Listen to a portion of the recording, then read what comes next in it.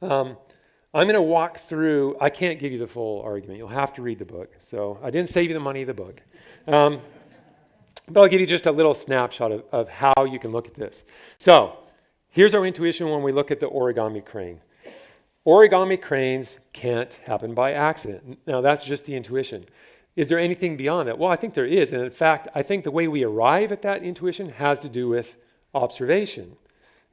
Here's an observation. Yes, the observation that people make things like paper and origami. If we were ignorant of the fact that people make these things or anything like them, we would have no reason to infer that they were intelligently designed. Origami cranes don't happen by accident, okay? Now, not everyone works at a paper recycling plant, but if you did, if you were responsible for using heavy moving equipment to shovel around massive mounds of paper at a recycling facility, and that's your job, and you did that for 40 years, I don't think you would ever see an origami crane unless someone had folded it and it got put in the discard paper. You would never see one that was caused by the action of throwing this paper around. You'll get lots of paper getting creased, lots of paper getting torn.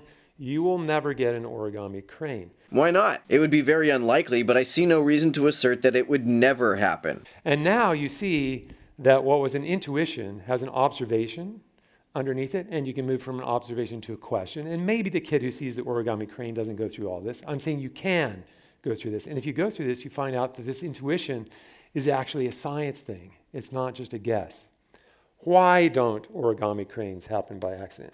Well, I think we all have an intuition here. I mean, if you've done origami, sometimes they don't even happen on purpose, let alone on accident. I mean, there's so many steps you have to go through, and they all have to be done right, and they're all quite tricky, okay? And this is even abbreviated. You can see the steps 4 and 5 on the other side, so it's quite tricky to get this to happen, and it only forms the crane when you've gone through all these steps, and then you pull the thing out, and then you kind of flatten the back, and it's fun to do, but it's tricky. This is not analogous to evolution. In order for an origami crane to be produced in a manner analogous to evolution, you would have to have a huge number of pieces of paper which all randomly fold, and it would not at all be improbable for at least one to fold in a manner very close to the first step of making the crane. Then the ones that fold that way would be selected by some unintelligent mechanism, multiplied by a huge number and folded randomly, inevitably producing a fold close to the fold necessary to the second step. If this process repeats for long enough, the emergence of the origami crane would not only be probable, but inevitable.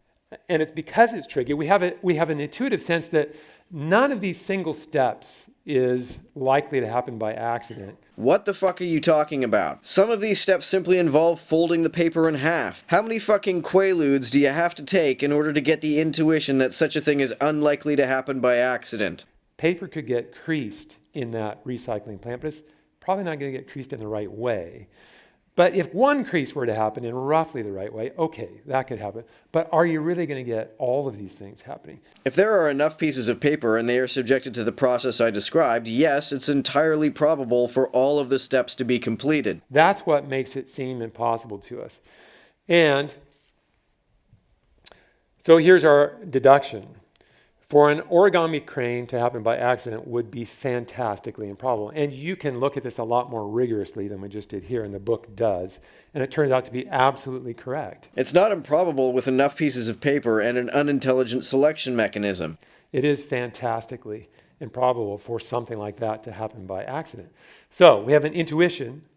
We had an observation. We can pose a scientific question. Why are things this way?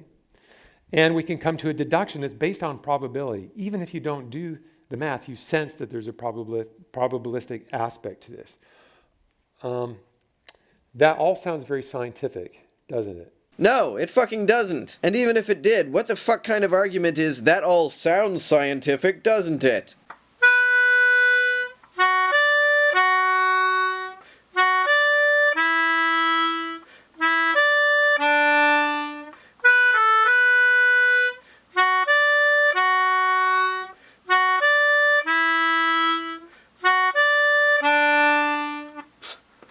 I'd like to remind you again that I do have a Patreon.